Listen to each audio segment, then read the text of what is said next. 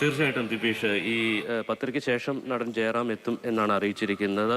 ഈ 11-ാം തീയതിയാണ് ഓസ്ലർ എന്ന സിനിമയുടെ ജയറാം നായകനാകുന്ന ചിത്രത്തിൻ്റെ ട്രെയിലർ ലോഞ്ച് കൊച്ചിയിൽ തീരുമാനിച്ചിരുന്നത്. എന്നാൽ ആ ചെലവ് മുഴുവൻ ആ പരിപാടി ഒഴിവാക്കിക്കൊണ്ട് ഈ കുട്ടികൾക്ക് നൽകാനായിട്ടാണ് തീരുമാനിച്ചിരിക്കുന്നത്.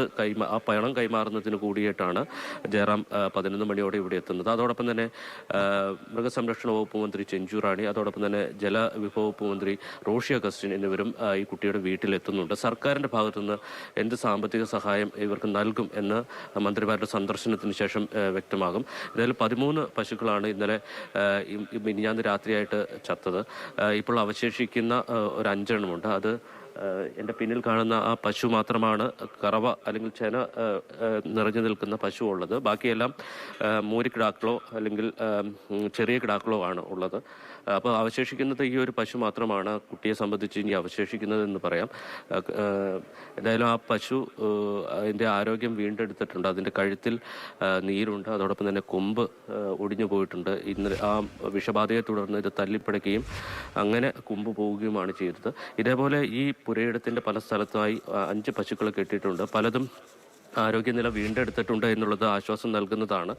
എന്തായാലും ഇതെല്ലാം ജീവനോടെ തന്നെ തിരിച്ചു കിട്ടാൻ കഴിയട്ടെ എന്നുള്ളതാണ് നമ്മുടെ ഒരു പ്രാർത്ഥന.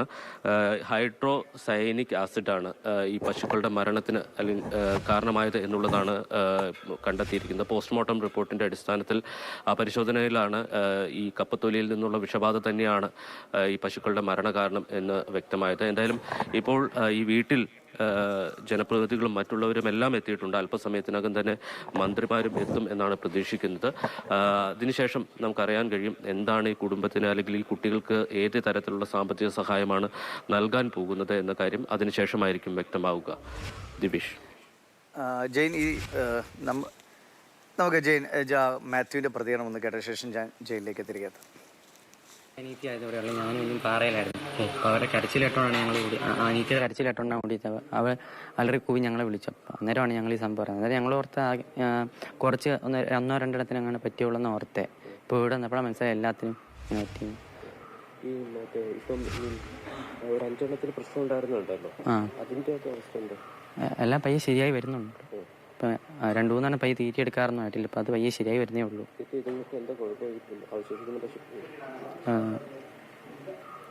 ഒരെണ്ണം അങ്ങനെ തീറ്റിയെടുക്കാൻ പാടെ, പിന്നെ ഒരെണ്ണത്തിൻ്റെ കൊമ്പ് പോയി, പിന്നെ അവളും തീറ്റിയെടുക്കുന്നില്ല.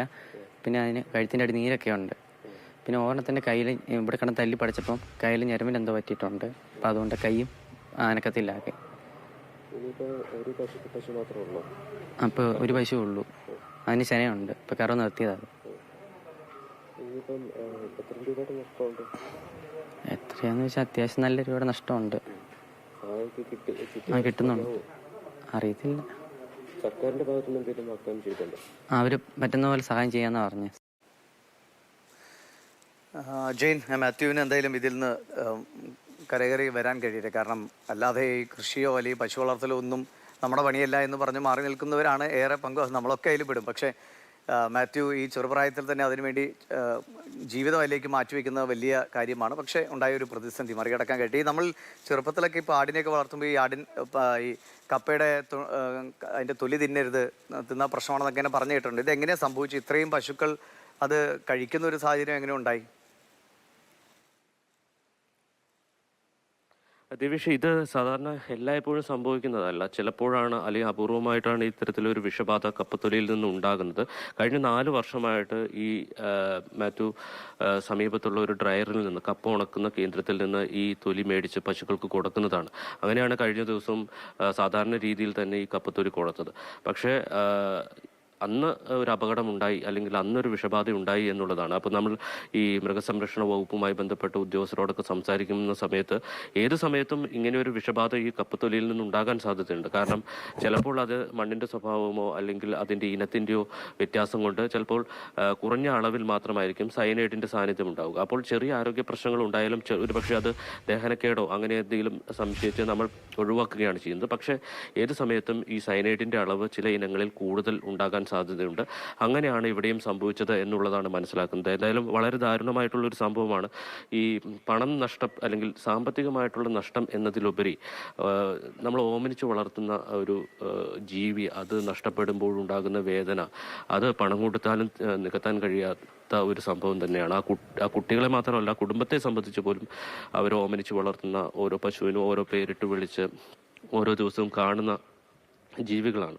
അപ്പം അവ പെട്ടെന്ന് ഇങ്ങനെ പിടഞ്ഞു വീണ് ചത്തുപോവുക എന്നുള്ളത് ആ കുടുംബത്തെ സംബന്ധിച്ച്, ആ കുട്ടികളെ സംബന്ധിച്ച് താങ്ങാൻ കഴിയാത്ത ഒരു കാര്യം. മനസ്സിലാകും. അത് തന്നെയാണ് ശ്രീ ജയറാം പറയുകയും ചെയ്തത്. അദ്ദേഹത്തിനും അങ്ങനെ ഒരു അനുഭവമുണ്ട്. അതുകൊണ്ടാകുന്ന വേദന എത്രത്തോളം വലുതാണെന്ന് എനിക്കറിയാം. അതുകൊണ്ടാണ് ഇങ്ങനെ ഒരു സഹായം ചെയ്യാൻ തയ്യാറായത്.